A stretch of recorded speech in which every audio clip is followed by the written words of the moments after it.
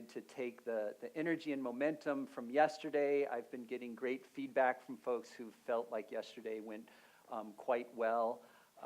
And just a reminder, as I had said yesterday, that the questions and inquiry that we are nurturing here is an ongoing thread throughout the conference. So please consider these not to be isolated sessions, but that really this is an overarching program that builds upon itself. And so from that, we're really excited this morning to build upon the momentum that we've created yesterday with a couple of very exciting speakers to start the morning. I'll just give a brief contextualization of how we at Reporting 3.0 came to intersect with them, but other than that, I think they largely speak for themselves. So Joe Brewer, we've known for quite a while, crossed paths first, actually not directly, but I became aware of Joe's work at the Rockridge Institute around framing and his work with George Lakoff, the don't think of an elephant idea of framing when I was teaching at a sustainability MBA program at Marlborough College. And then we met in person. But it was really 3 years ago in Boston that Ralph and I attended a talk or a workshop by Joe where I think we just realized that I asked a question and it resulted in about a 5 or 10 minute sort of download of a critique or a history of economic theory and the development of economics as a field and some of the shortcomings that Ralph and I were not aware of, but it really made things click. And so we've been asking Joe for the past several years to come recreate that talk, and we're very glad that this year the stars aligned to do that. Kate Raworth will be speaking after that, and a similar story with Kate. In our preparation for the call, we remembered crossing paths several years ago. So right after the 2012 paper, the Doughnut paper came out, Kate reminded me of getting the tweet from the guy with the baseball hat. And we've ever since been in conversation and glad to move closer. And thanks to all of the speakers for the engagement that it takes. This does not come together by accident. That really requires quite a bit of preparation. So gives you a little bit of a background of the sense of what's coming to bear. And the idea in this particular session is around the memes. So some of the research that we're doing for a United Nations Research Institute on social development looks at how to create indicators of transformation, which is in its very early stages. And one of the pieces of research that we're drawing on from Steve Waddell points to memes as having a particularly important role in conveying information and conveying transforming mindsets that is really necessary right now for the kinds of transformation that we need. So that's the overarching idea here is what are the memes of a donut and the memes of regeneration, and how can we use those to support the transformation that's necessary. So hand it right over to Joe. Thank you.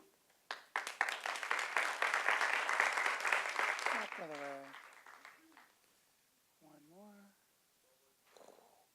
Oh, here we go. So good morning, everyone. How are you guys feeling today? Awesome. Feeling all right? You feeling good? Awesome. I am really excited to speak this morning because my wife and I had a daughter 2.5 years ago, and I basically stopped traveling. So I haven't really given a public talk in almost 3 years. And that's because I spend a lot more time now changing diapers and looking at ants crawling on the floor. And I really feel like that's an important thing to do because we're in a time where the way that we raise our children will largely influence the possibilities for them to have children and for their children to have children. What I want to share with you today is a bit of my inspiration for how that continuity may be possible. So, like Bill said, I was riffing on an answer to a question when they came up with the idea for this talk 3 years ago. And the reason it took 3 years for me to come is because I was spending time playing with my baby. And the reason I was able to give this riff answer was that about 5 years ago, I helped launch an online magazine called Economies, which is about the evolution of economics. And in preparation for that launch, I read about 50 books in a 6-month period of time for all of the different contributors that we were recruiting to become authors for that magazine. And as we were doing that, I was able to piece together a story that, amazingly, even a lot of people who are economists don't know. And so I want to share a little bit of the cultural evolution of economics today to help us understand how it is that we can know so much and yet still be so structurally stupid. And so a good place to begin is this is our home. We've been here for 3.8 billion years, mostly as bacteria. And we've had economies the whole time. So we have a lot of places to look to for inspiration for how to understand economic systems. And yet, we have this amazing body of knowledge in economics that is so blind that it can miss something like this. How can mainstream economics fail to see that as the human population goes up and complexity of our societies goes up, there is a corresponding reduction in the complexity of all ecosystems on Earth, as measured by biodiversity loss and mass extinction? How is it that something this big, this 100-year signal, is completely invisible to economists and is not taught in economics programs? I think that's a very interesting thing because this is simply an empirical trend. And it has very much to do with how humans organize our societies. Similarly, as the planetary boundaries framework tells us, we are now in a place of overshoot and collapse. We have crossed 4 of the 9 boundaries. If you cross even one of them, the possibility of a planetary civilization goes away. You go into a process of destabilizing collapse. The entire planetary system of our economy collapses itself, which seems like something economists should care about. And yet, most of the mainstream economic discipline is still failing to recognize that this is the reality that we're living in. This massive body of Earth system science remains largely disconnected from the field of economics. So why is that? How is it possible that economics is so divorced from all of the other bodies of knowledge? Similarly, if you asked a 19th century biologist about basic things having to do with organisms and their relationship to their environment, you would know that there are natural limits for every living thing. So why is it that our economic system is still predicated on the delusional lie that we can grow our economies forever? Something that physicists from 200 years ago would have told us was impossible. So how is it that mainstream economics can be so dumb in the context of all of the other sciences? I find this to be really interesting from a mimetic point of view. How can the memes, the ideas, the concepts, the stories of economics maintain this much insularity and self-preservation in spite of so much overwhelming evidence to the contrary? Well, I want to share with you now what I call the mostly unknown history of economics, because those who study the history of economics know this, but unfortunately most people don't study this history. And it begins with this really interesting observation that economics as a scientific endeavor got its beginning by studying dead matter, not living matter. So if we're starting with a dead economics, how could we possibly bring it back to life? Let me explain what I mean by that. In the late 1800s, the best science available was statistical physics, thermodynamics, the study of the state of a piece of some matter like a liquid or a gas, where you could have mathematical tools to tell you things like temperature, pressure, density, all of which are bulk measures of the statistical properties for trillions and trillions of atoms or molecules. The mathematics they had at the time required them to add up the average values for these different molecules, assuming that they were at equilibrium. And the mathematics required this because they didn't have any way of doing the calculations in any other way at the time. And so during this time, it's also important to know that secularism was on the rise. Late 1800s, early 1900s, especially in Western Europe, monarchies were becoming weaker, the churches were becoming weaker. We were opening up to the possibility that empirical ways of thinking might have relevance or might no longer be taboo. So this means that during this time, areas of philosophy could begin to codify themselves into domains of scientific inquiry. And one way that this happened was economics made the transition from moral philosophy, so the writings of people like Adam Smith, which were based on observations of the world but were really grounded in philosophical inquiry, and began to transition into using the methodologies of empirical science to ask questions about human behavior, ethics, social organization, how to manage and form a society, how to create policies. And it was during this time that people like John Maynard Keynes, who was doing his formal studies in the 1890s through about 1910, were able to begin to articulate a scientific or empirical perspective on economics. But what they did is they looked at the best scientific tools available to them at the time, which was statistical physics. And you can see this beautiful quote: "It is better to be roughly right than precisely wrong, except when you are roughly right with the wrong mathematical models." Interesting.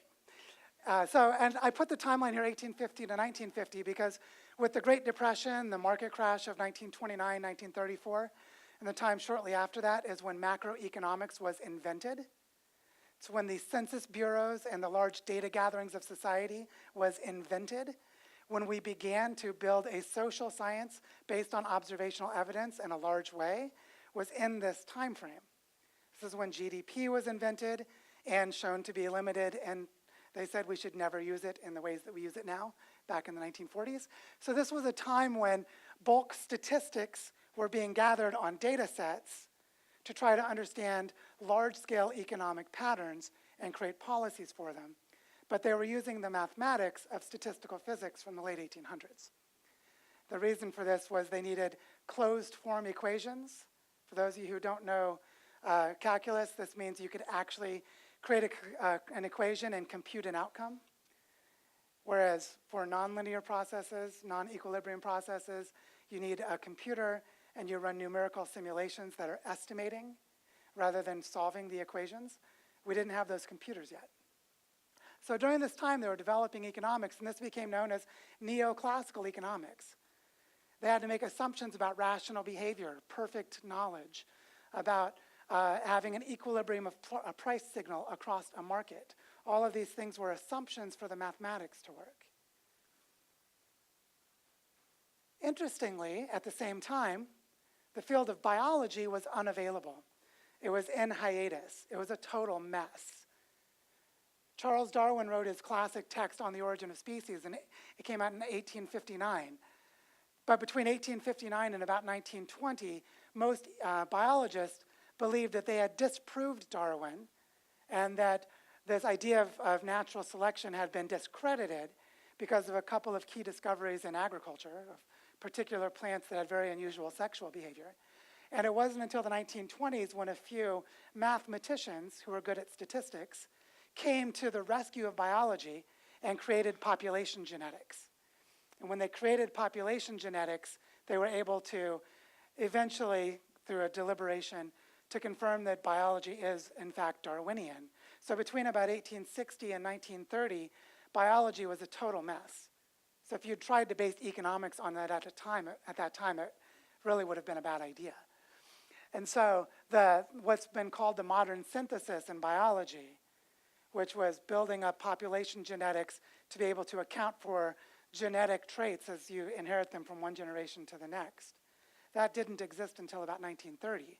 So economics was formalizing in a time when these tools were not available.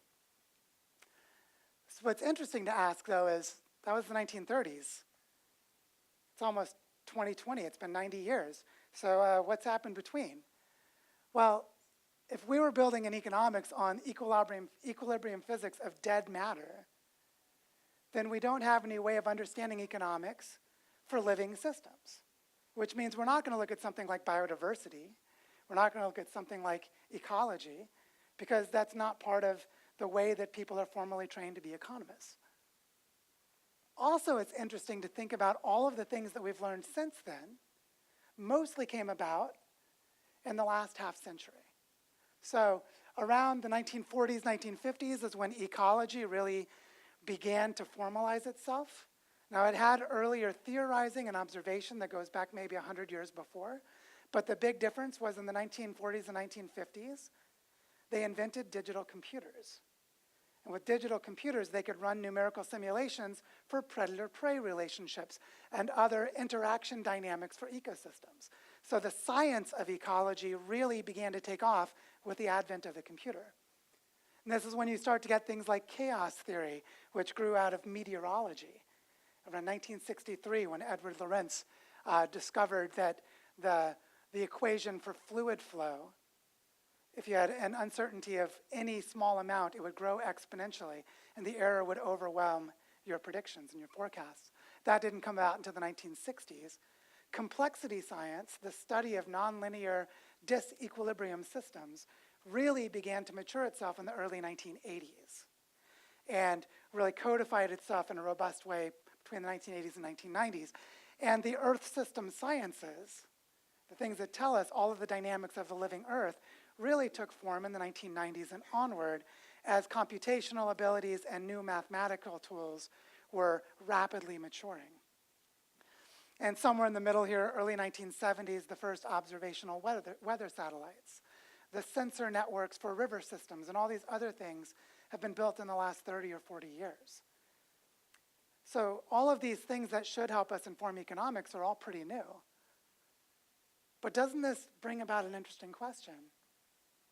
If we have all of these advances in other sciences, why is it that economics didn't update itself?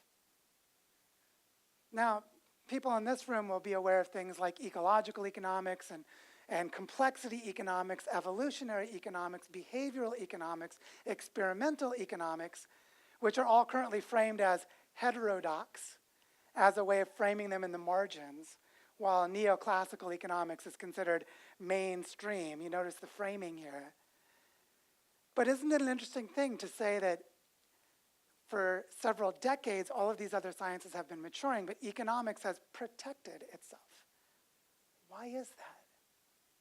Well, starting in 1947, a group that most of you may not have heard of, the Mont Pelerin Society, named after a small village in Switzerland where they first gathered, began an agenda that has come to achieve global consequences. The Mont Pelerin Society was formed around the book The Road to Serfdom, written by Friedrich Hayek. And what they were trying to do was, by the way, this book summarizes the story extremely well if you're interested in it, is they began to try to recover the unpopular idea that deregulated markets lead to freedom and prosperity. Now, what's interesting is that the motivation for someone like Friedrich Hayek was actually, I would say, noble, but his knowledge was limited. Because The Road to Serfdom was an articulation of what he observed growing up as a teenager in Austria as his neighbors in Germany were forming the Third Reich. And he watched how popular democracy in Germany and also with Mussolini in Italy, how popular democracy could give rise to fascism and totalitarian states. So he had a very important reason to be concerned about centralized government.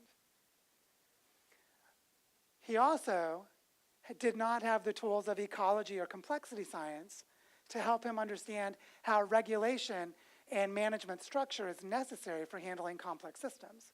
So he articulated the need to avoid too much concentration of power within government.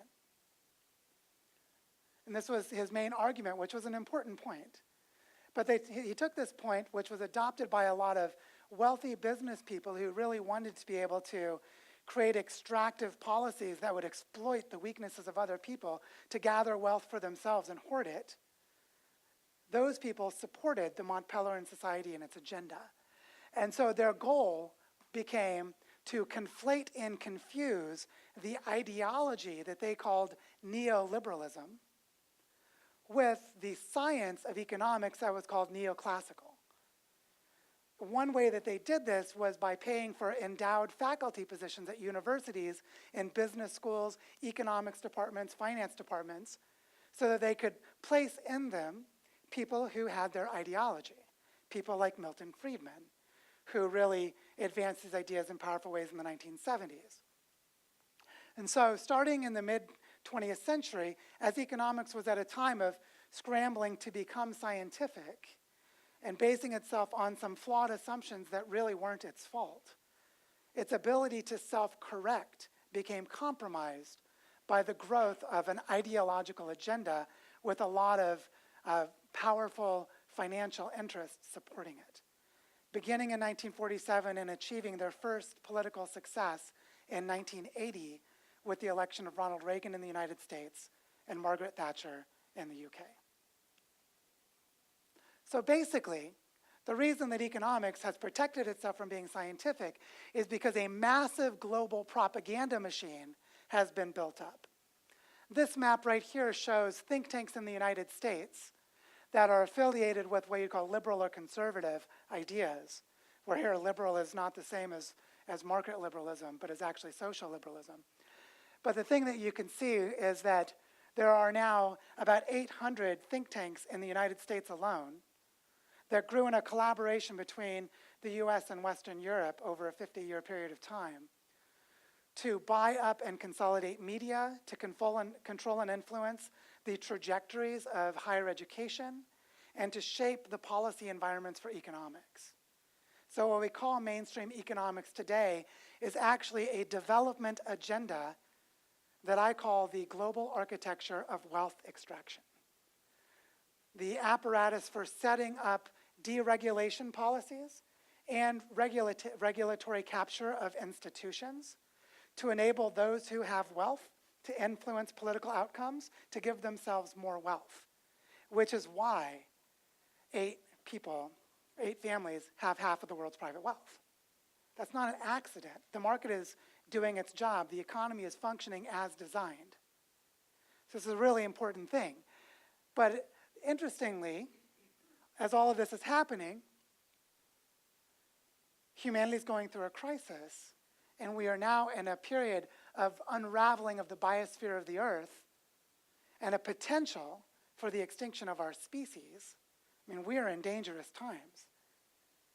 And the interesting thing is that the sciences that we need for economics to work have been developed. They exist. When Kate speaks in a few minutes, you'll see a little bit of the power of what good economics thinking can do. Yet, we have the problem that our economics has not evolved to embrace the advances in all of the other sciences. So herein lies our challenge and our opportunity. What I want to suggest is that there's a very old model of human organization that we can return to help us get economics right. And that is the model of organizing societies bioregionally. For those of you who don't know, a bioregion is an area that is defined by an ecological function, like a watershed, a mountain range, a coastal estuary, as it overlaps with cultural identity and modes of subsistence for human communities. So as an example, where I'm living right now in Costa Rica, there is a tropical rainforest mountainous terrain where people have lived in what are called climax ecosystems or food forests, where the people living there have gradually modified the composition of plants in the forest so that they can just meander through them with rich knowledge of how to use those plants to be able to survive in those forests. And so they have a subsistence pattern appropriate to the geology and the ecology of place. So this ability to organize societies bioregionally is how humans have done it for our long history. And what we need to do is return to that in an intentional way. And so to restore economics to its proper place as a science that can help us in these times, I want to give 2 points of how we begin to do this. The first is that humans have degraded landscapes all over the planet to such an extent that now our future is in jeopardy. We are not at a place where we can sustain ourselves at this point. So it's necessary to regenerate those landscapes, to restore and increase their ecological functions at regional scales. The reason for regional scales is anything smaller cannot stabilize the interconnections of the local to the planetary. And so for us to safeguard our future, we have to do this, and this requires us to combine local metrics for well-being and ecological health. The ways that we do ecological or environmental conservation, as well as creating community health and well-being, we have to connect those with planetary scale measures of how the Earth system functions. So we have to look at things like geochemical cycles of nitrogen and phosphorus, or the ozone layer of the planet, or the acidity of the ocean. And when we connect those to each other, we can begin to have an economics of development that can restore the health of ecosystems. And all of this has to do with a very important area of research in cultural evolution, which is the study of how ideas and practices spread, which is what memetics is about. And when we look at how ideas and practices spread, one thing that is really essential is their network structure and flow. So if you look at the network science of social networks and the network science of ecosystems, you will see that they have a lot of the same geometric properties and a lot of the same dynamic behaviors. And from this grounding in the study of flows and networks, we can understand economics in an ecological way and a complexity way and in a social way that lets us learn how to manage them. We also have powerful frameworks for understanding economics as they are based in living systems. And this is the framework developed by John Fullerton at the Capital Institute, where he summarized a lot of research in complexity and the study of living systems, as well as the study of indigenous wisdom traditions, to see how they relate to economics, and came up with 8 principles. And just summarizing a couple of them to give you a feel, if you talk about robust circulation, my body has a heart and lungs and a set of arteries and veins that moment to moment deliver all the nutrients to the 37 trillion cells in my body. And these 37 trillion cells can only exist as me because there's robust circulation in my body. So if you relate that to monetary theory or to policies of allocation in economics, you can see how this very powerfully shapes what we should and shouldn't do.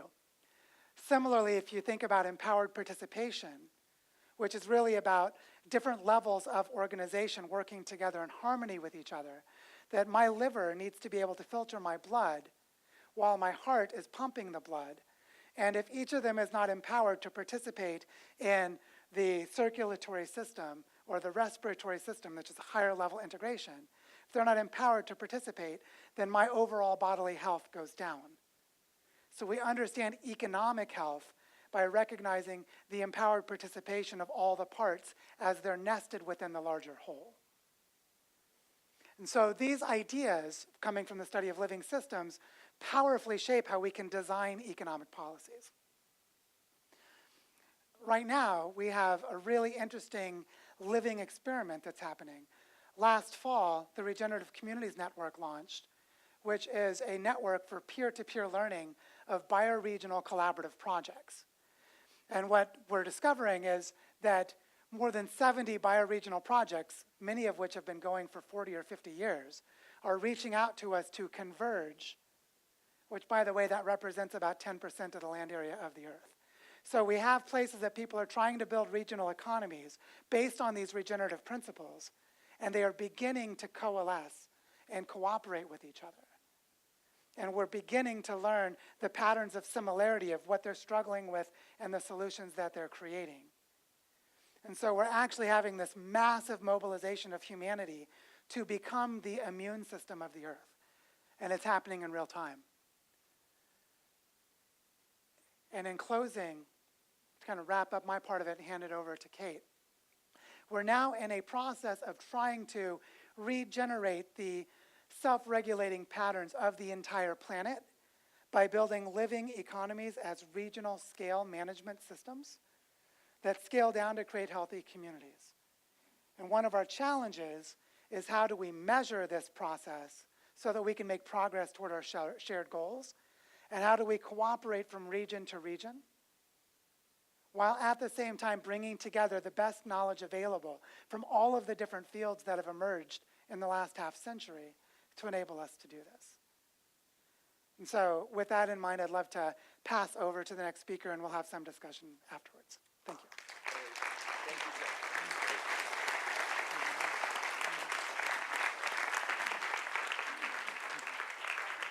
So thank you, Joe. And just as a segue over to Kate, this is something that actually was seeded, the idea of the bioregion being the proper locus of attention was an idea that John Fullerton, the president and founder of the Capital Institute, proposed at our 2015 conference. And he said to us, you know, Ralph, Bill, do you think that your audience is ready for an idea like that? Because your focus is really on the corporation and the investor as the locus of attention. And we said, John, we trust our community.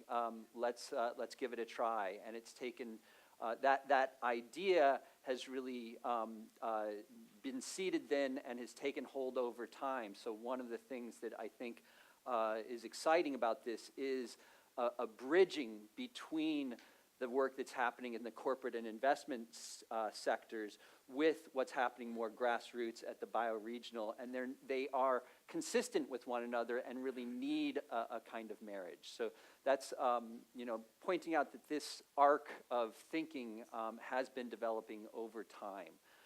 Similarly with the work of Kate Raworth and the Doughnut Economics was really an articulation of the concept that Reporting 3.0 has long embraced of thresholds and allocations. But the thresholds concept really got firmly established in people's minds in a way that they could understand it much more readily with the idea of Doughnut Economics. So we are really thankful to Kate first for helping to establish that concept in the popular consciousness and for joining us here to speak at the Reporting 3.0 conference. So over to you, Kate. Thank you.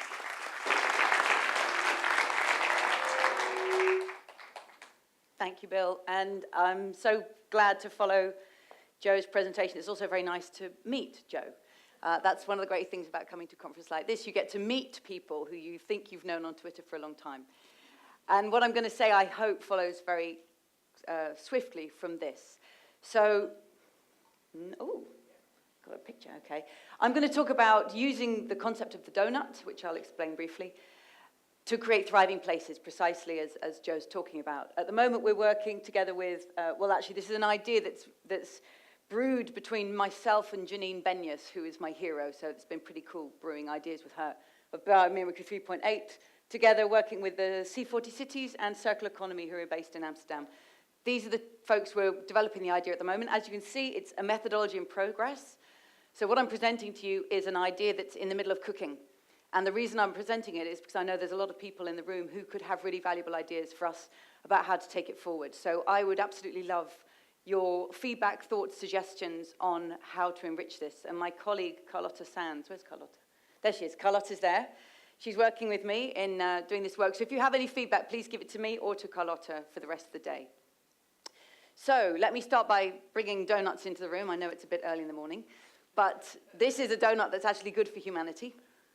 So I'll explain it briefly if you've not seen it before. You can imagine humanity's use of Earth's resources radiating out from the middle of that circle. So the hole in the middle is a place where people are falling short on the essentials of life. Without the food and water, healthcare, education, housing, political voice, gender equality, access to energy, that every person has a claim to. I can say that because I crowdsourced those 12 social dimensions from the SDGs. So every government in the world has already agreed that every person in the world has a claim to meeting these essentials. And they together form the social foundation, the inner threshold over which every human being has a claim to rise, to lead a life of dignity and opportunity and community. So we want to leave nobody in the hole, get everybody over that social foundation into the green ring of well-being. But, and this is a very big 21st century, but, as Joe so clearly said, Earth system science is very new. It's only around 30, 40 years old. It was just a decade ago that Earth system scientists started to say, hang on, just as the human body has critical life-supporting systems over which you cannot push, right? How high can your temperature go before you collapse? How long can you go without oxygen or food or water? How much strain can you put on your muscles or your bones before they break? So too, the planetary body has critical life-supporting systems beyond which they cannot be pushed before they begin to break down and collapse. And so these 9 around the outside are known as 9 planetary boundaries. And so we want to use Earth's resources to meet the needs of all people, but we must do so within the means of the planet. We cannot overshoot that ecological ceiling, the outer threshold, because there we begin to put so much pressure on our planet's life-supporting systems that we begin to push them out of balance. And we cause climate breakdown and acidify the oceans, critical collapse in ecosystem functioning, hole in the ozone layer, these 9 planetary boundaries. So when you put those 2 together, leave nobody falling short on the essentials of life without overshooting our pressure on the living planet. Human health and planetary health together. We want to live within that green circle between the inner and outer limits of well-being. That's the compass.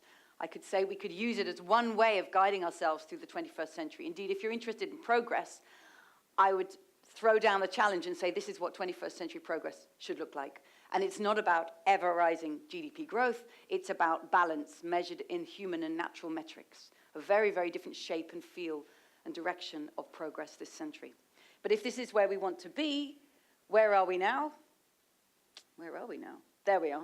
All of the red shows you the extent to which, at a global scale, we are falling short or overshooting. So all the red in the middle of the circle is the extent to which people worldwide don't have enough food to eat, access to electricity.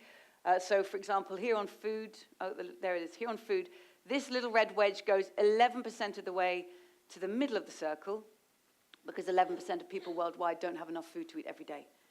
But you can see on every one of those social dimensions, there are people falling short. They live in countries rich and poor, mostly poor, but even in richest countries, you can walk out in the streets and find people living in deep deprivation in the midst of wealth.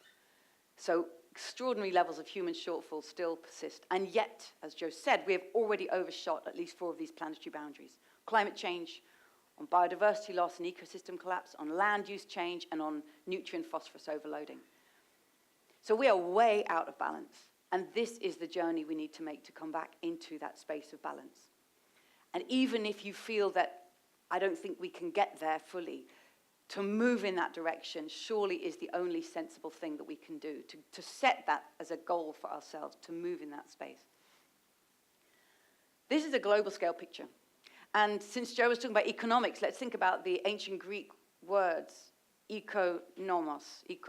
It means the art of household management. When Xenophon drew up that term 2,000 years ago, he was talking literally about the management of a single estate, whether you should allow your wife to do the books, whether you should trust your slaves with your wine and your cloth. It was later in his life he went to the level of the city-state and asked himself, should Athens allow trade? Should we allow foreigners to come and work here? Persistent questions. It was Adam Smith 2,000 years later who took it to the level of the nation-state. Why does one nation prosper while another seems to fail? It's our turn to lift our sight to the global scale and look at the planetary household as a whole, which is what Earth system science allows us to do, but also to look at the parts. And this is where the bioregionalism begins to make sense. But before I go there, I want to divide this up in the ways that we have for the last, say, 250 years, which is at the level of nations, because this is where we govern from at the moment. So researchers at Leeds University took the Doughnut concept and they scaled it down for 150 countries.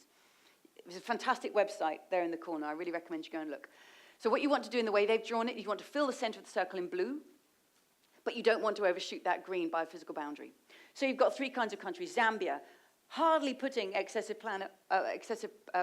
pressure on the planet, but massively falling short on people's essential needs. You've got China in the middle here, falling short on people's needs, already significantly overshooting the planet. And then since I come from the UK, which is in a bit of a miserable state for many reasons at the moment, massively overshooting our pressure on the planet, and even in one of the world's richest countries, falling short. This social threshold here, by the way, is a very low global goal. I mean, every high-income country should be completely nailing that. So falling short on employment inequality. If I'd put the Netherlands here, that center of the circle would be almost completely blue, but sorry, you'd also equally be overshooting at least as much as this. Now, those are 3 countries along the spectrum. Now let's put it into a chart. There's 150 countries. What you want to do is meet the needs of all people. You want to rise up into that top corner, all of the social thresholds achieved, but do it within the means of the planet. So the sweet spot is in that top left-hand corner. And look where everybody is. This is the pattern of what we should understand development as today. And I use this to say that we are all developing countries now, because there ain't a single country in that picture that can sit back and say we're developed. Yes, we, developed world, can tell the developing world that that's gone. That's just gone.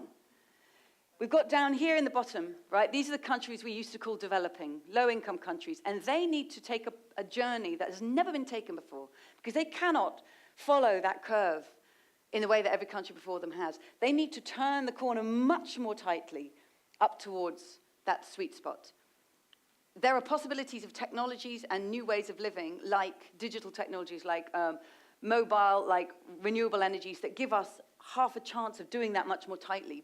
But I think Daniel later is going to show us, let's not even leave that as a sweet dream. It's going to be challenging. But they need to take a completely new path up there. And we, the high-income countries up here, right? Okay, there's the Netherlands. Well done, you're sitting at the top. If we've been only looking at human outcomes, this would be number 1. But when we bring the planet in, this is not developed. These high-income countries are pissing on the rest of the world. Since everybody was, did you notice how much everybody was swearing yesterday morning? Yeah, right. So I thought I would show the boys I can swear too, right?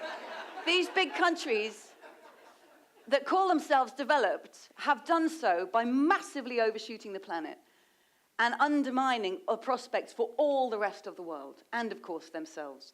So they need to take an unprecedented journey back within planetary boundaries. How the heck do we do that? It's never been done before.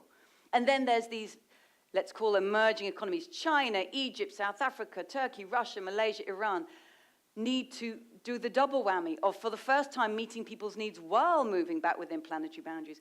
So this calls for humility and ambition from every country in the world. And it completely redefines development. So if you find yourself talking about developed and developing countries, just ask yourself which kind of paradigm you're still reiterating, because it's not the one we need this century. So that's at the national level, but I want to now go down to something closer to a bioregional level or a place-based level. Because for a long time, since I first published the donut diagram in 2012, people have been saying, well, can we do that here? We want to do that for here, where the here is a town, a city, a nation. On Twitter, somebody sent me this from Berlin. We're asking, what would it mean for Berlin to become a donut city? In Stockholm, an urban designer sent me this picture. He said, this is my design table. We're developing a new suburb of the city. It's going to be in this area here. There's a train station that's not been open for 30 years. This has long been planned to be a new suburb. He said, I've got the donut on the design table. We want to make it the world's most sustainable living district. We're going to call it a donut district. And I thought, what have I done? But people are wanting to use this. So, in fact, here's the core vision. And this is what I cooked up with Janine Benyus. We had a breakthrough moment. And this is the core philosophy of what I'm going to present. Ambitious places in the 21st century need to be asking themselves a fourfold question. We want to be thriving people in a thriving place. That's our local vision. But we must do so while respecting the well-being of all people and the whole planet, and that's our global responsibility. And everything I'm now going to show you is sitting underneath this philosophical foundations. So it means a local question and a global question, a social question and an ecological. So this 4-part question, what does thriving mean to people here? And what does it mean for this place to thrive? How do we do that while respecting the rights of all people? And how do I do that while respecting the health of the whole planet? And I'm going to show you briefly the methodologies, because these need 4 different methodologies to answer. The aim is to create what we're thinking of playfully calling a city selfie. If we're thinking at the level of cities, that's working with the C40. So to show a city itself through these 4 lenses of its ambition and where it is today as the beginning of a journey to becoming a thriving place for its own space and the world in which it lives. So on the local, I'm going to start on the local question. What does thriving mean to people here? Let the people of this place define what thriving means. It will be very different in different places and cities of the world, how they consider that to be. We want it to be determined by the local residents. We're drawing to actually, so of course, for everything we're doing, we want to create a threshold level. What is the threshold and where are we now?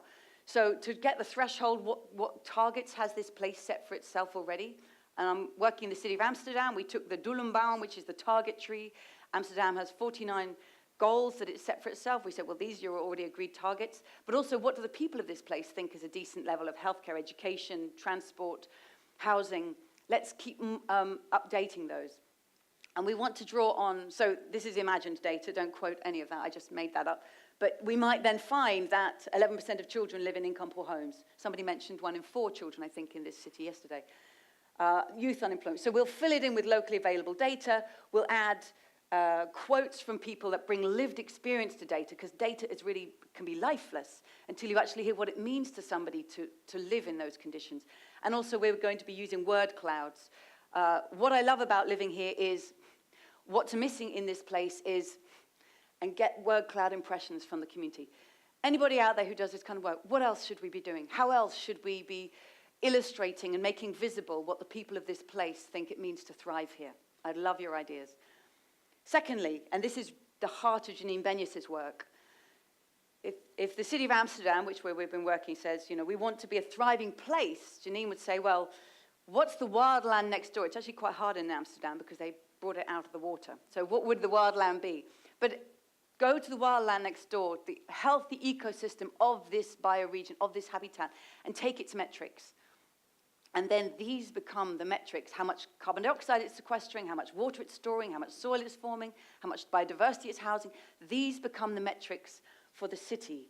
And the aim of the city is to match or exceed nature's performance. It's wonderfully, outrageously ambitious, and yet totally natural common sense. That's what I love about this idea. So you go to the wildland next door, measure its metrics in all these ecological performance of how nature is regenerating itself, and these become the metrics of the city. And then you measure where the city is, and this is imaginary, this is the shortfall. Now what kind of designs could be put into place in this place that would store more water, purify more air, cool the air, stop the erosion, sequester more carbon, for example.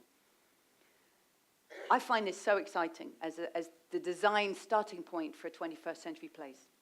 So we could then put those two together. This is all imaginary, what I'm showing you. This is not real data. You could put these two together and say the social goals were set by the people of this place of what they think thriving means, and we're currently falling short. And the ecological goals are set by the wildland next door, and we are currently falling short in our city. Now, we need to aim to fill all of that in, to live up to those thresholds, or even exceed them. Plenty of places could say, that's it, thank you, we now get to work.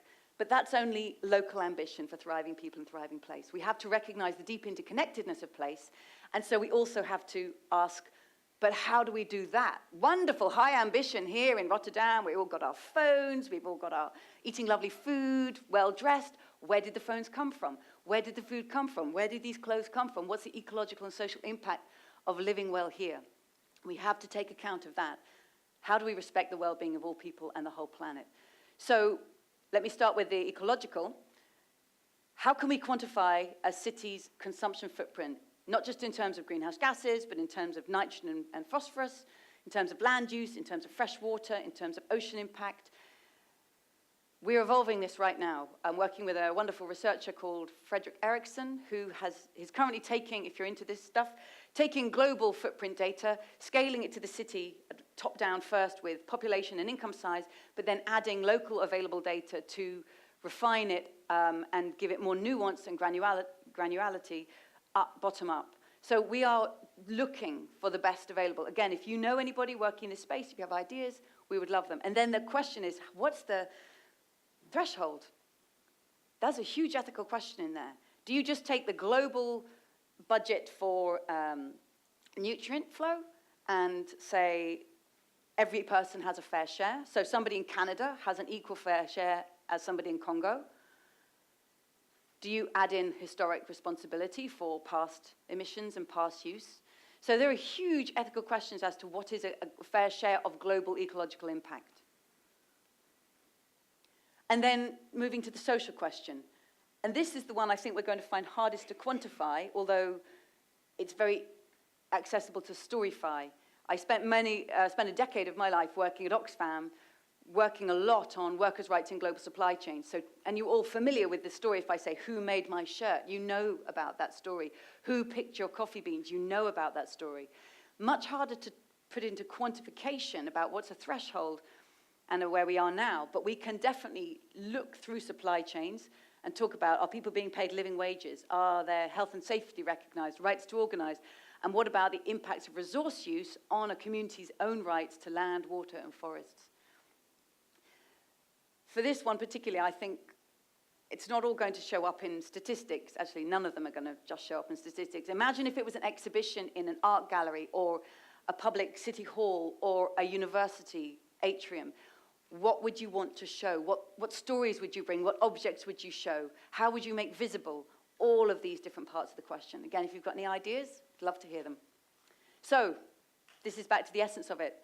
We are trying to make visible the answer for a particular place, from a town to a country. How do we be thriving people in this thriving place while respecting the rights of all people in the whole planet? And I believe the dynamics that these questions are going to draw us into are distributive and regenerative design. You could also say, use the 8 principles of John Fullerton's Regenerative Economies. It's another way of saying something similar. I think Daniel is going to say something later about just how challenging this is, and that we need to keep ourselves on our toes when we say circular economy, because it's going to require a lot more than just using materials again and again. So I've started doing this in Amsterdam. I was invited to give a talk in February, and I said, I don't want to give a talk, I want to run a workshop. So we just, on Twitter, quickly organized a workshop over 3 days, and suddenly 70 people turned up. Some people sat at tables. You can see this table here. They got a citrus, so it was this citrus-shaped table, and they sat and talked about, what do we think it means to thrive here in Amsterdam? And what does it mean for this place to thrive? And then other people sat at donut-shaped tables here and talked about, how do we think the way we live here impacts on all people worldwide? And how does the way we live here impact on the whole of the planet? And then you can see in the last picture, they joined up, and the 2 tables came together and listened to each other's conversations and looked for the synergies and, of course, the tensions between what they'd been envisioning. What gave me great heart was that there was such a buzz in the room, as you can, I hope, see from these photographs. It made me, it was one of those design things, you just do it and learn, fail fast, but actually it worked well. And I'm confident that this is going to be a methodology that makes people actually come out, discuss, open their minds, see new connections, see the complexity of things, and look for new interconnected synergies. Working with the City of Amsterdam team, so these goals, these 49 things in grey, are the Doelenbaum. This is my only Dutch phrase. It means target tree. It doesn't even mean anything, apparently. But the Doelenbaum, so the 49 targets that the City of Amsterdam has set itself, and we plotted them around the donut and then with strings show how they connected to all the issues. One interesting thing that came clear, for example, was there was not a single target that related to food. They just hadn't set any targets around the food system. So now as they reiterate and set a more ambitious regenerative plan for the future, that's one of the areas they're definitely bringing in, thinking about food. So let me leave it there. I invite your suggestions, ideas, help us enrich this. As I had those 4 questions, the way we're developing it is to create a methodology that once we've got a base methodology and we've tested it in 1 or 2 cities, we're going to obviously put it out open for anybody to use online, to iterate, to develop, and we hope we'll learn back from them. Each methodology sitting in one of those 4 corners is just waiting to be improved upon and to be bettered. So we hope this will be something that will iterate over time, be used in countries rich and poor, data rich, data poor, very, very diverse. So I really look forward to your thoughts. Thank you.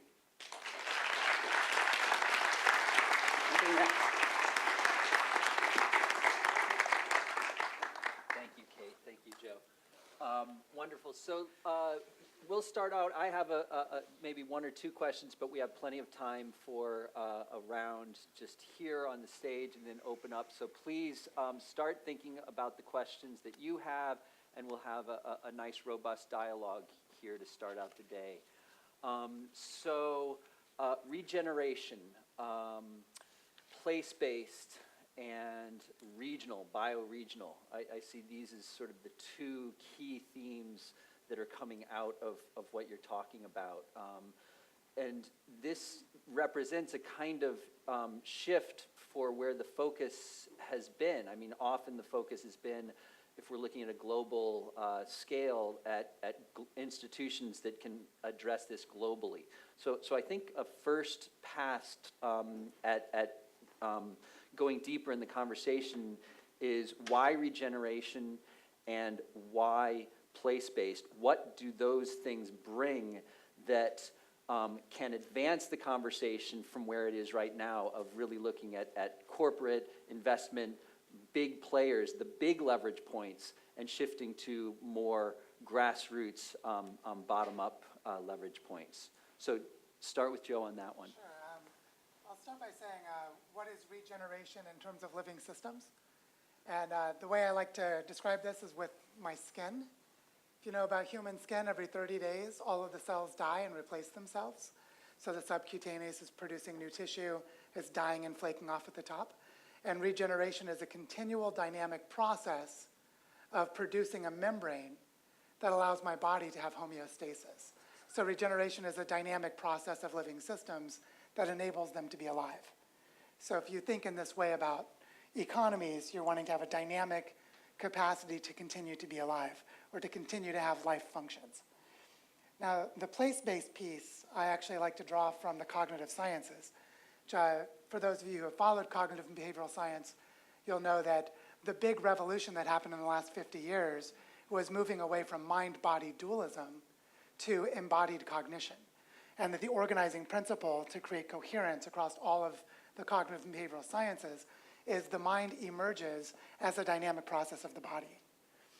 And so the kinds of brains and bodies we have shape the kinds of minds we have. The same thing applies to ecosystems, that the body now is a functional landscape. And a functional landscape has dynamic living system processes that emerge on it, through it, and within it. And the organizing capacity is the land itself. So place-based has the convergence capacity that the body has for producing the mind. It has that for management of human systems. And that's precisely, Kate, the metaphor that you just used. So over to you on this question of regeneration and why, what's the benefit of place-based and bridging with sort of corporate and investment. Bridging with corporate and investment, tell me what you mean. Yeah, so Reporting 3.0 has been, as we explored in 2015 with John Fullerton, that we've been looking at how can we get companies and investors in particular to think with a thresholds-based mindset, to think with a donut-based mindset, okay? And John challenged us to say, add to that the notion of a place-based or bioregional approach. So what you're describing in your talk was really taking a place-based, city-based, region-based approach. So what I'm wondering from a, how can we as a community move things forward is continue to work at the corporate and investment level, continue to work and do new work in a place-based way, and are there ways that those can inform one another? Hang on 1 second. Need a hose pipe. Okay, so to me it's a big thing to suddenly say, let's bring in corporate investment because it's a completely different beast. That's right, with a completely different design, and that's the problem. Exactly. So, life, right? It's funny, why regeneration? It's kind of like saying, so why does life matter? And I was thinking, Joe, you can answer that question. Yeah.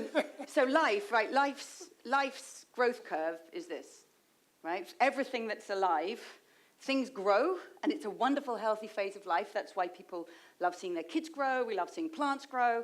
Things grow, and then they grow up, and they mature, and they come to thrive. And that's why they belong. That's what right relationship is. You find your relationship. But business and finance is designed to do this with an exponential growth curve. it has no inbuilt plateau, as John Fullerton would say, and it determined not to have one, actually. So to me, it's actually a really, really big question to suddenly bring it in the room. We are talking about, let's create a life-based system. How do we create a place that can grow and grow up and thrive? And then, okay, let's invite some actors in.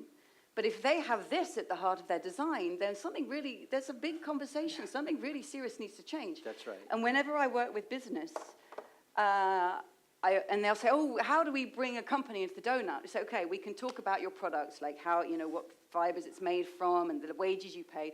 But actually, the most important design is not the design of your product, it's the design of yourself. What is your purpose? How do you network with your customers, suppliers, your competitors? How are you governed? What are the principles, the rules, incentives? How do people get paid, the bonuses? What are the metrics you do by? But how are you owned? And therefore, ultimately, how you're financed. And whether the finance that's behind you says, well, actually, there's almost no finance that says, I want this, right? Most finance is designed saying, I want this. Some finance says, venture capital is like, I want really high out in 10 years. And some finance is patient, long-term capital because it invests in social environmental return. Right. So we need to redesign business to make it fit to belong in one of these places. Right, right. So that's what's underneath the question is that I think, Joe, what you established brilliantly was a kind of dysfunction of the underlying assumptions of our economic thinking. And so looking at applying that in a place-based way has a kind of logic to it and a human scale element to it. Applying it at the corporate and investment takes it does indeed, it takes it into a new realm. So I guess let's start with the place-based and then hopefully bridge over to that. Well, one thing that can help start to bridge is if you look in ecology, there's a phenomenon called trophic flow. Trophic flow is the flow of all nutrients going through a food web. This animal eats that animal, it takes in some of its carbon, some of its protein, etc. And so you have these trophic flows. The correlate of that in economic systems is supply chains and material flows. So we produce energy here, we extract this mineral over there, we process it in this plant here. So one of the ways to begin to bridge these is to look at operational footprints of business, because those are always located in places. That's right. And so you're already starting where the place-based is relevant. But what's missing is the finance is not place-based. So one of the things we're seeing in the Regenerative Communities Network is a lot of these bioregional projects are trying to build a bioregional investment platform that keeps money circulating just within the regional economy and looking at value exchanges within it. So if you try to think of regional scale investment platforms with portfolios of assets to manage connected to those material flows within the place, then there are elements of the business world that already are bioregional. But this finance piece, as you said, is just the wrong design. So some of the pieces are there for us to experiment with, but with the right kinds of business models, with the right mindsets of investment. So you're not just going to do this with anyone, you're going to do it with the people who are already thinking this way. So that really makes sense to me. You set out the parameters and dynamics that you want to bring about for regeneration. Then you invite business and finance in the room and say, how are you going to change or redesign yourself so that you're compatible with the conditions for life here? That's right. Yeah. That's the bridging that I was pointing towards. Yeah. So great. Well, we've started the conversation here. Let's move out. I think we've got a little bit more than 10 minutes. Okay. So we've got 1, 2 over here, 3, 4, 5, 6, 7. So we've got 7. Let's take the first 3 of those in a first round. Does that? Can you take in 3 questions in a first round? Okay. Okay. And then we'll come back to the next 3 or 4 that came up. So and make them concise, please. Yes. So thank you. I don't know if it is a question and it is a comment. How aligned we are with Bill, because I had exactly the same question that he asked about how we can translate this into corporates, just because I work with companies. And I think of what your model, what you are presenting in your model of the donuts economy makes me think about the relationship that exists as kind of holographics in terms of the big scale, the smaller scale, and how they all work in the same way. So what I see is that from the world, go into a local economy, go into a company, I don't see how we couldn't be applying this to a company. If anything, to show how it crashes the model, showing that it is incompatible with what companies are doing today. So I think it is a good, I would totally advocate for trying and doing this at a company level. I don't know if they have some comments on that or Okay, it's okay. more So a comment. thoughts on how this might apply at a company level, similar to how they've talked about it at a regional level. Okay, Yes. great. Delphine. So one comment and one question. Comment on bio and place-based concepts. There is an accounting, something called ecosystem accounting that is starting in Montpellier with Clément Fégier, which really connects to what you've said today. And the second question is, how different or connected is what you've said about place-based and bioregions to the transition movements and what they do locally? Okay, thank you. And I think right back up here, and let's just take those three for right now.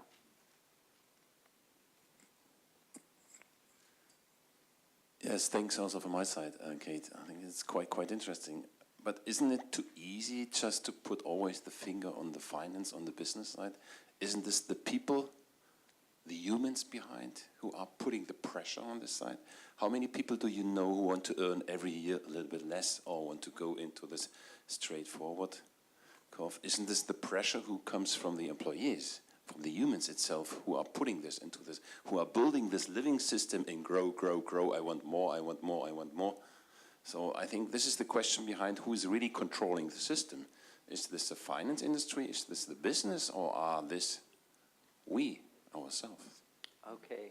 Let's take those three for the time being, and then we'll come back for a second round. And I actually have one quick comment that I'll tack on to the end to that. So over to you. Maybe start with you this time, Kate, if that's Okay. great.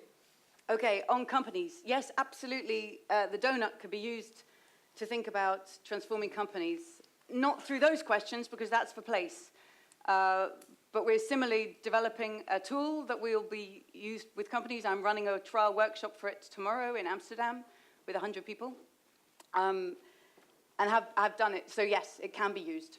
But one of the key, I can tell you right now, one of the key things is if a company wants to get in the donut, then I say we need to turn the mirror on the company. What is your purpose, your networks, your governance, your ownership, and your finance? Because these design traits of who you are as a company profoundly determine what you can be and do in the world and whether or not you can get there. And some companies are born to do the donut. They say, but we've designed ourselves with these traits precisely so we can do this. Others are, somebody was calling them legacy companies yesterday. That's a very generous name. Let's see if they can have a good legacy. They need to transform together. So that's the company story. On the point about, I'm interested in this ecosystem accounting. Transition movement, certainly Rob Hopkins, who's one of the proponents of the transition towns. I actually recently had a call with him and he's saying, we want to use this tool in Totnes. And I just want to say clearly that this is just a tool and we never push it. I have zero desire to push it. If you think it might be useful, then once we've got the tool developed, we'd love you to use it. But it's a tool that should fit in with other processes that transition town, pick it up and use it if it's useful. Cities in a process, pick it up and include it if it's useful. It's not a whole complete system. You have to do our system and this is it. No, it's a tool to add into the mix. The last one, oh my goodness, you're going to set me off. It's not the finance, it's the people. Okay, it's both. Actually, it's the people that economics tells us who we are. Mainstream economics tells us we're rational economic man with money in the hand, ego in the heart, a calculator in the head, and nature at our feet. And the models that we're taught actually reshape who we become. So students start to mimic this and say over time they value self-interest and competitiveness over altruism and collaboration. So the models we show ourselves are extremely dangerous, especially if they narrow our conception. It actually goes back to John Stuart Mill, very clever guy, but who separated Adam Smith's more nuanced portrait of humanity. Mill said, in political economy, economics, does not treat the whole of man's nature, nor the whole of his conduct in society. It sees him as a being who desires to possess wealth. So actually it was Mill who told us that that's who we are. But I don't think it's just people. the Gordon Gekko of the 1980s, which we're told, right? If I say, Yeah. Joe, come into this room, these are really self-interested, really out-to-get-you people, how is Joe going to respond? If I say, hey, there's a really collaborative, open sharing, we're gonna become. But it's finance. It's the design of finance. Most money is created by commercial banks issued as debt bearing interest that has to be paid back with more money. Why? They create that money from nothing and it bears interest. Most money or capital is owned by people who own land or buildings. It's just a sleeping asset, but because it's scarce, they charge interest on it. So it's the design of money. And then that puts pressure from shareholders on companies that are told, I've spoken to plenty of senior people in companies who say, we want to transform, but every quarter I have to show we've got growing sales, growing market share, and growing profits for the shareholder. Yes, we're all shareholders, but I don't think it's the design of us that is continually pushing. I even asked my pension company, I would like the green pension, and he said, are you sure? Like, really tried to talk me out of this. So I think there's absolutely the design of finance and who economics has told us we are. Okay, but what do you really think? No. Right. So I just want to jump in on a couple of little points to add, because I agreed with everything you said. For a business, one thing is the multi-capital approach. When we really think ecosystemically about businesses, we see things like worker morale and worker retention is a condition of the ecosystem within a business. And so a lot of these regenerative ideas apply to the regeneration of relationships within the communities that are the businesses. So a lot of these ideas directly translate into the business space and are already being developed there. Relating to transition towns, I would even generalize more and say that in the last few years, there have been several global networks that have emerged. Another one would be ecosystem restoration camps. But older ones are things like Global Ecovillage Network, where there are 10,000 or more of these place-based projects. The problem is they're projects. The thing that's missing is their regional interconnection. And so what we need to do now is weave them into tapestries with functional capacity. And that's what bioregional design is. So we have a lot to work with. We're not starting from scratch. And then on the question of the people within the companies, absolutely. And the way that evolution would describe it is the idea of social niche construction. If you understand how a beaver does niche construction by building a dam, changes the flow of the river, and the dam forms the habitat for the beaver. The idea of social niche construction is that within a social setting, like let's take an ant colony, the ant colony creates a mound and a relationship to the plants around it that forms a niche based on its social organization. And the habitat is the social organization of the ant. For humans, we do this on steroids. Our social niche construction is the accumulation of cultural capacities through language and technology. So with language and technology, we create these amazing social environments, like the one that we're in now, and the social construct of a room with a theater, with people in the seats and the stage. All of this is a social niche. And so living in social niches, they profoundly shape our evolutionary expressions, which is our social norms and behaviors. So we can design social niche to change the aspects of human nature that are expressed. And a lot of cultural design work is like this architecting of social niches. So there's a huge amount that can be done with that as well. Can I just add, I also Yes. don't want to give the false impression that I think we're angels, because we're not. I think we are, I like the phrase reciprocal cooperators, right?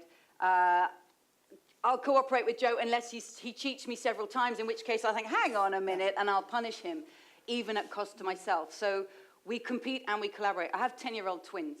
I've watched, and they don't get on very well. So I've watched for the last 10 years compete, collaborate, and I think these are both deeply in us. David Hume said there lies in each of us something of the serpent and something of the dove. And I absolutely agree. We need to construct, as you're saying, social niches that bring out our dove-like and cooperative behavior while not pretending that the competitive one doesn't exist in us, and sometimes can be really valuable. Yeah, and final note on that, at the 2015 Reporting 3.0 conference, there was research that was produced in Berlin, I forget the name of the think tank, of small to medium enterprises and their desire for growth. And it found that something, was it 75 or 80% of the companies surveyed actually did not want to grow. After they established their business model, they wanted to flatten out. They did not want growth. So that was just empirical evidence that that's a myth, that it's baked into the business mindset. So we are going to go over because the energy is here, and so that means we'll cut a little bit into your coffee time, but I think that's a good thing. So let's come back to the 4 questions, gather those. So if you could raise your hand, that was before. I know it was Shanti, Lois, and then 2 over here. So maybe start over here. Hi. First, thank you very much for your amazing pitches. I was wondering not so much about the regional aspects, but just a general question about what do you think is the role of education in this? Because I'm studying at this university, and I remember I had a block on economics, welfare, and distribution, and we started with Kate's TED Talk, and I was super inspired, and I thought, okay, I'm going to rethink how I think about economics. But then what we learned afterwards was super neoclassical. So we learned about Keynes, and we learned about Milton and the invisible hand and all that. And I think it's very crucial to learn about it, but then we never got this input again we had at the beginning of the block. So what I'm wondering about is, what role do you think education plays, and also how can you mainstream these ideas? Because my course is quite straightforward with actually considering more of the other perspective. I'm studying management of international social challenges. But at this very university, where we're like a very business university in business administration, international business, you can see the neoclassical are still the predominant force. So I don't know, what are your views on that? Okay,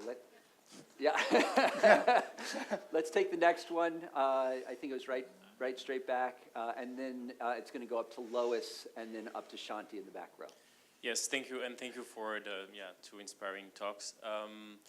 What is, in your view, the right, and I think that builds also on the gentleman's question here, the right political framework for your visions, both the current political framework at the national level, and what would be the right also political framework at this regenerative region level? Okay, thank you. Should we start answering these while they get the others? Yeah, sounds good. So role of education and correct political framework. Yeah, is that all right if I jump in? Please. For the political, I would say the best place to begin is the work of Elinor Ostrom, the only woman to win the Nobel Prize in economics, because she was a political scientist who studied the problem of governing common pooled assets. And one thing she found was that you have diverse political models, each of them relevant to their own context, but they only function if they meet 8 design criteria that she outlined for how do you manage a common pooled asset. So this created a framework where you have a diversity of political models. You don't say one is right. It's which one is right to the social organization for management of that place, which is an ecological or evolutionary condition. But you have to be able to form functioning groups. And if you form functioning groups, then you can collaborate to manage those common pooled assets well.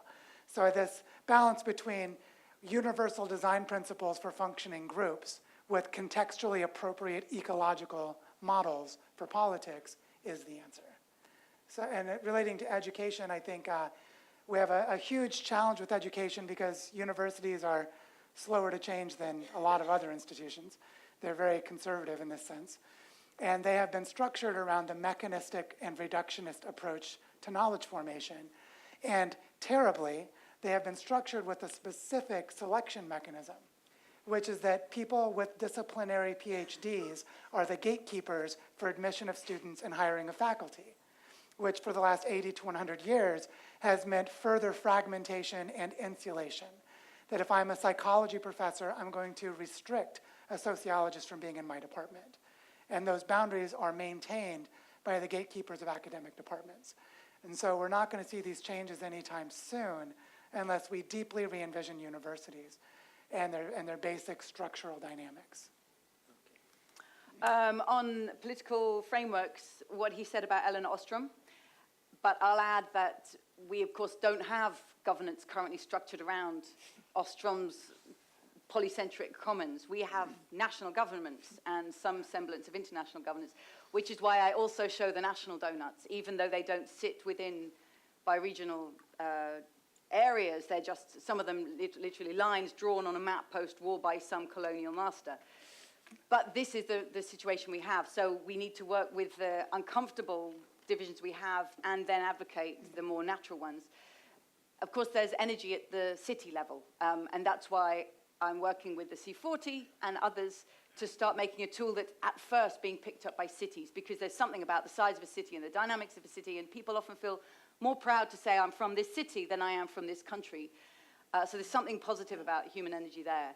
On the point about education, I guess they always say never judge a book by its cover, and now never judge a course by its warm-up TED Talk, right?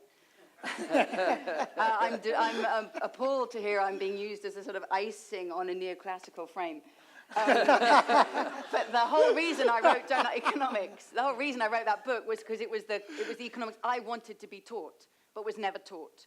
And it makes me so angry that today's students are still taught these utterly outdated ideas. People say, but you know, you need to work with the power of the frames. Okay, go work with today's government, but why teach today's 18-year-olds? Welcome to economics, here's supply and demand. Sometimes, really, you laugh, every lecture begins.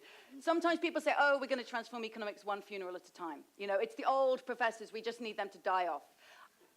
Actually, sometimes the older professors are the ones who are really in that legacy moment and actually sod the publications. They start saying what they really think. Some of them are deeply set, and others become actually quite radical. What worries me is the incentive system in universities that traps the younger ones. I was presenting in Belgium last year to about 15 professors who, it was self-selection, they chose to come along. We had a really great conversation. I was challenging them on the economics they were teaching. And then over coffee afterwards, one young professor who looked a bit, young man like this, he said to me, I love the ideas in your book. I find them really exciting. I'd love to teach them, but I'm on track for getting tenure, so I have to be cautious. Yeah. And that stuck with me. And that, this is the young, upcoming professor. So what hope is there? So I've actually completely, even my book is framed at rewriting economics, I don't even knock on the doors, and actually the one intellectual department that doesn't open its doors to me is economics. So I don't even bother going there. But you know what? 21st century economics will be practiced first and theorized later. And the places it's being practiced is in these bioregional places that are starting with the metrics of the living world and the dynamics of the world, and we are remaking economics on the ground, and the theorists will come running, who knows when, from economics, maybe never. But actually, if you really want to understand the 21st century economy, I'd say study urban studies, or study land development, or study something that starts in life, not, as Joe so eloquently put it, in a subject that began with a dead analogy. Yeah. Okay. Oh, go for it. Yes, subversive guerrilla warfare. I love it. Yeah, so here's a professor from Erasmus. Yeah.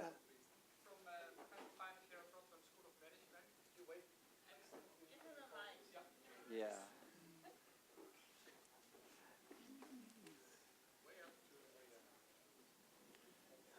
So I'm one of the insiders, and I think you nailed the issue with the PhDs.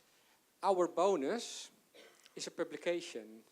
You get a publication if you do conservatively what all the others do, and then you get to the top journals.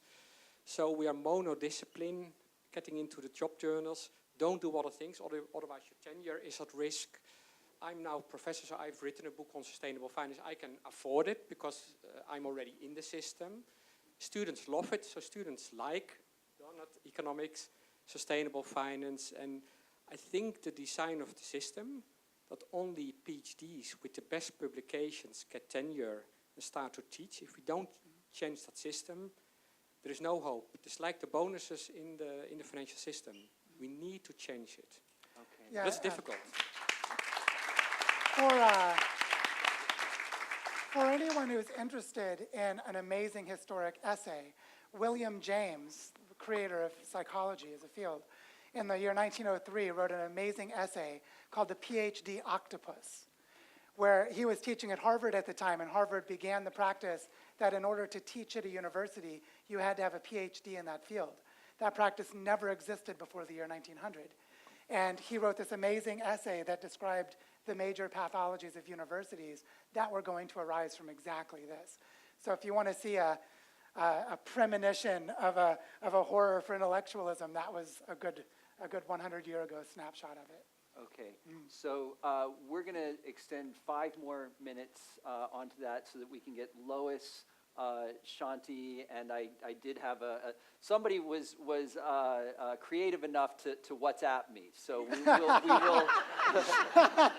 we will give a reward to creative outreach. So Lois, please. Thank you, Joe and Kate. I don't often use modern phrases, but you two rock. So thank you very, very much for setting out for us so eloquently the banquet of consequences we now face. I think that banquet of consequences is clear to us. The problem is that humans have this overwhelming capacity for ignoring, accumulating evidence. And as we saw with financial instruments, for example, they were allowed to cause contagion in a whole system until it was just too late. Now, in that case, there were institutions that were able to make interventions to stop that contagion happening again. But I just wondered if you have any thoughts on which institutions need to make interventions to ensure that we take account of this banquet of consequences and what it means for us. Okay, Shanti. So I was curious how you might be explicitly taking into account in your work the differences in human development, in particular mindsets and mental models. Like, for example, in the Maslow's hierarchy of needs, if somebody's at the base of the pyramid or at the top, they see and experience completely different worlds. So how do you come together to create thriving with such differences? Okay, and then Ravi, we're going to need to get that on microphone, so let's take these two first. So which institutions to intervene and accounting for diversity of human development? You go for the first one. I would answer both questions with the same answer, which is the most important institution for intervention is education. Because education is how you cultivate the psychological flexibility, the ability to regulate emotions, the ability to hold paradox, the ability to remain curious, the ability to integrate seemingly disparate ideas into new cogent insights. And all of these are related to psychological development. So if you look at the work of Claire Graves, Robert Keegan, and Ken Wilber's work on integral psychology, just as example frameworks, where you can see that there are developmental capacities that enable people to handle these sorts of things. And one thing that I think is really important from evolution is that evolution works at the population level. So it's not at the individual level. You look at the population statistics. So if we think about education as an intervention, the question becomes, for any society, what is the composition of psychological capabilities? So if you have a high existential anxiety and risk environment, you'll have lower and stunted psychosocial development, which is the condition for fundamentalist religion, militarism, and totalitarian dictatorships. But it's a population statistics phenomenon of the psychological capabilities of the people. Conversely, if you have an education environment that nurtures the development of people to have empathy, perspective taking, and the ability to stay in inquiry, which increases these measures like IQ and other things that are not really innate but have strong environmental components, that you end up having a cultural capacity to be innovative, adaptive, and to manage complexity. So I see education as the primary intervention, and it's specifically about building psychosocial capacities within populations. Okay, I'll pick up Shanti's question. I'll take it you're making me think of the quadrant 1 that I showed, which is how do we be thriving people? What does it mean to people of this place? It's a very live question. In Amsterdam, well, in any city, of course, we know there are people living at utterly opposite ends of the human experience. So how do you do something that represents that? I don't know, and we're trying to figure that out. The fact that you asked the question tells me you might have the beginnings of a good answer, so I'd love to chat. In Amsterdam, the city have said, well, we've got 7 key districts of the city, so we want to run workshops in these 7 districts to at least see if there's something different. But of course, even within every district, you have different people. If you say to people, what does it mean for you to thrive? as we did in the workshop in the Packhaus des Weigers, some people say, I want this city to give me curiosity and adventure, whereas other people will say, I want a work permit. I want clean water. So how do you capture both?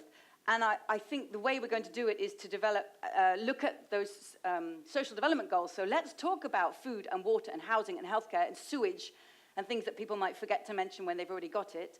But also let's talk about freedom and curiosity and security and creativity and belonging and culture. So let's find a way of doing both. But I'd love to, if anybody, ideas on how to capture both would be great. Okay, we've got one last question from Ravi. We've got about 1 minute, so you're going to have to make it a non-complex one. Go. Hello, can everyone hear me? Yep, good. So I'm Ravi, I work for Olam International. I'm possibly the most non-standard sustainability person in here because I'm a chartered accountant. So my background, I've been very much influenced by what you've done here, Kate, and I'm gratefully in a position of influence to actually produce meaningful statements for our decision makers. My challenge to you, though, is that I don't think a lot of this work should be driven by a purposeful company within that sort of narrative, because it can often be woven into quite elaborate greenwashing exercises. But rather, this thinking from what we've done within Olam is to create some sort of threshold which gets connected into the financials from a risk and opportunity statement. And that's where I really see this work, is that all of this, when we look at it from a threshold perspective, ultimately goes back to the viability of a business. And if we don't really consider this, what is the business likelihood of it going into the future in the next 25 years? But you could also link it back to like business opportunities as well. So that was very much how we've used it within Olam. Yep. So what I'm hearing is the question is, instead of limiting this to purposeful companies or those companies that fit the, I think, 8 or so criteria, apply it actually into the core DNA of accounting. So I think it's to Kate. Okay, yes, you can bring it into the core DNA of accounting. However, I'd worry that if everything gets entirely monetized and we lose all natural and social metrics and we turn them all into monetary values, which are always going to be a proxy shadow price that I could give you a high or a low. What discount rate do you want? I can make it fit what you need. So I worry that everything gets monetized. But yes, let's show that this can ultimately affect the impact of the business. Many businesses could say, doing business in the donut is just good business. And so it all goes together. I'm also interested in the moments where doing business in the donut is not automatically good business, but it's the thing to do anyway. And that's the really interesting business decision of when the two don't seem to correlate so perfectly. But the reason I wasn't saying only purpose companies should do this. What I was saying is any company that says, oh, we want to move into the donut, I'm going to say we need to look at how you're designed, because if you are owned by a rapacious stock market that drives your share price endlessly, you're not going to get very far. And that's the story of Unilever from 2017. Paul Pullman transformed purpose. He transformed the networks. He transformed the governance of Unilever. But because they were held by the stock market and therefore financed in that way, Kraft 3G come along and say, we think we can buy you out for a better share price. And they almost got taken. So there's a split personality because of those design traits. So to me, it's ultimately a question of ensuring that a company wants to be in the sustainability generative space, you have to transform your own design to allow you to get there. Okay. Thank you to Kate and Joe for a wonderful way of starting today. And again, not just starting today, these are questions that will continue to weave themselves throughout the rest of the conference, but also beyond that. So we're going to take an extra 15, so we're going to extend the break so that you still have the same amount of coffee and networking time. So we're going to start the next session 15 minutes after it's noted on the calendar. So you do the math because I'm too. We'll see you in half an hour. Great job.